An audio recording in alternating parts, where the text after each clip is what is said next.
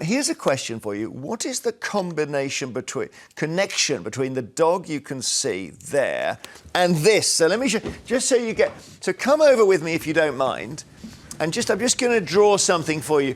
Forgive my slightly dodgy, sketchy skills here. Just bring it on here and let's see. There's something being... What do we see? That's... Whoa. Oh, it's got like a kind of a hat on it. Or is it a bell? It's got slates on it. What is that? Well, yeah, it's got a little... Is that a doorway? Is that kind of like a yurt or... I don't know. It looks like almost... It does look like a... Oh, hang on. It's sitting in water and there's something next to it. And that looks... Oh, that's a... OK, that's a duck there. OK. And then this is the other thing. What's this now? So we've got a house, just a boring old... Quite a nice-looking house, bit of grass and water around it. OK. And we're asking the connection between that and the lady with the dog. Go on.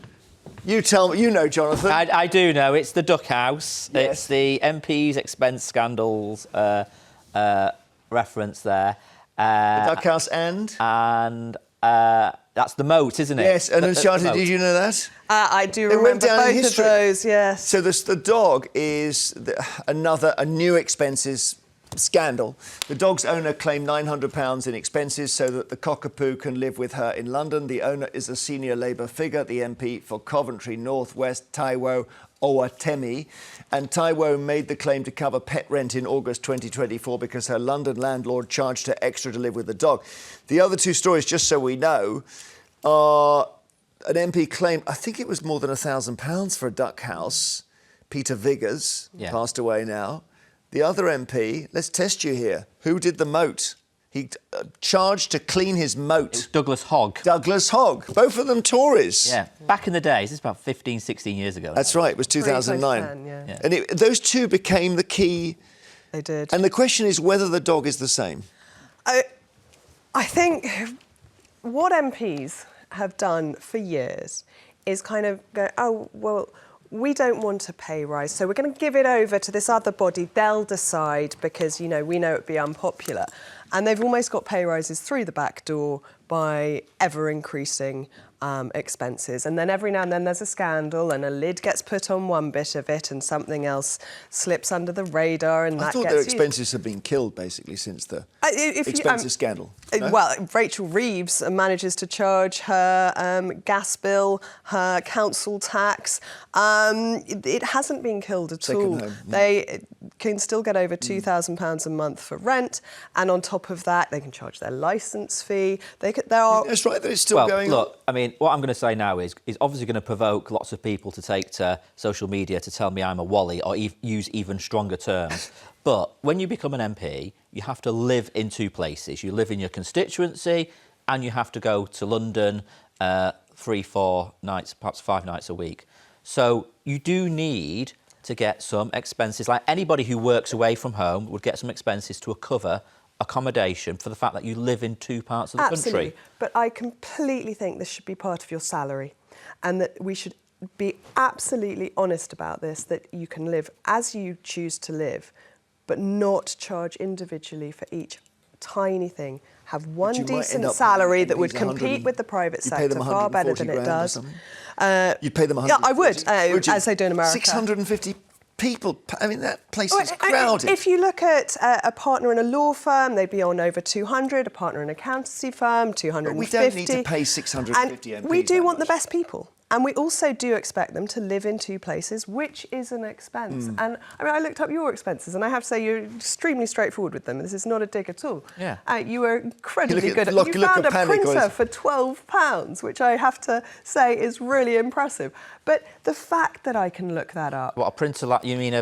I don't know, it's listed as a printer in an office expense. I love the look of panic on Jonathan's face. It's like, wait a minute, you're not even in there anymore. That's amazing. But I think it is... it would be much, much better if MPs could just have a decent, competitive salary and then pay for all of this out of their own. And if they want to live with their dog, that is their problem. If they want to pay their council tax... But there's two things going on there. The printer would have been for an office. Yeah. So, like, the person in the private that sector... whole system needs reform as well. I know, but you need... But he's not going to pay for a printer out of his salary. You need computers, printers, phone lines, all the stuff which you have in an office. Every single one of the 650 MPs operates as an individual small business effectively. And in fact, that's a really broken system. And we've had scandal after scandal of how they treat their staff. There aren't the HR structures, there's not the support structures. HR's in democracy. They'd say all the staff Trump can't be president. Jobs. I mean, your staff will Go on, let Jonathan by the way, on this, I would have much preferred it if somebody just set up for me, here's your office, here's your printer, here's your phone lines.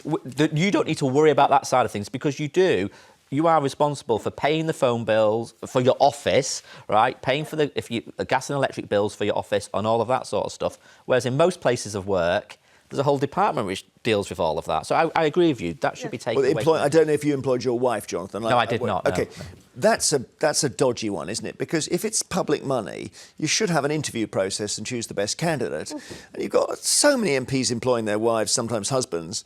I don't know, but you know, in the end, it was kind of all blown apart in 2009. It's 15 years ago. And the biggest thing was flipping, by the way. The biggest thing was people using rental allowance to buy a house, treat it as a mortgage, and then change the designation so it became their prime residence, and they could sell it without any tax. But that's not allowed now. No, that's gone. It's not. That has gone. Yeah. So you can get money to rent or to fund hotels. It actually works out better for the taxpayer for you to rent, actually, rather than doing London hotels. While we're talking about the expensive scandal in a slightly nostalgic way, the funny thing is this. The examples I gave are the most famous, and those guys didn't go to jail, because they argued that the rules are unclear. 6 MPs, I think, went to jail. The worst of them, arguably, was a guy called Elliot Morley, who claimed £16,000 on a mortgage he'd already paid off. The MPs who went to jail, who did the worst things... It was genuine fraud. Yes, but we don't remember their names. We only remember the duck house and the moat. And I feel sorry for Taiwo on this occasion. Do you? Because the dog is such a great headline. You know, you're in the dog house. I didn't think you were going to say that suddenly. I thought you were going to be appalled by it. And she will be a duck house equivalent, that it's one of those stories that brings up an image and will be remembered. There we are. OK. Well, but she's stuck to the rules. Labour are kicking her, which I didn't expect, because you turn on your own, don't you? My God. Well, I think Dan Jarvis say this is appalling, we need to look at it. Well, I think they said the independent body who now sets these rules, the government have said, we're going to ask the independent body to look at this again. But also, this is also about, by the way, what landlords can now get away with charging. They're asking for top-up premiums for all kinds of things in London accommodation now. Yeah. So that's also going on here. When you see an MP coming, you think, I'll just charge whatever I can get away with. OK.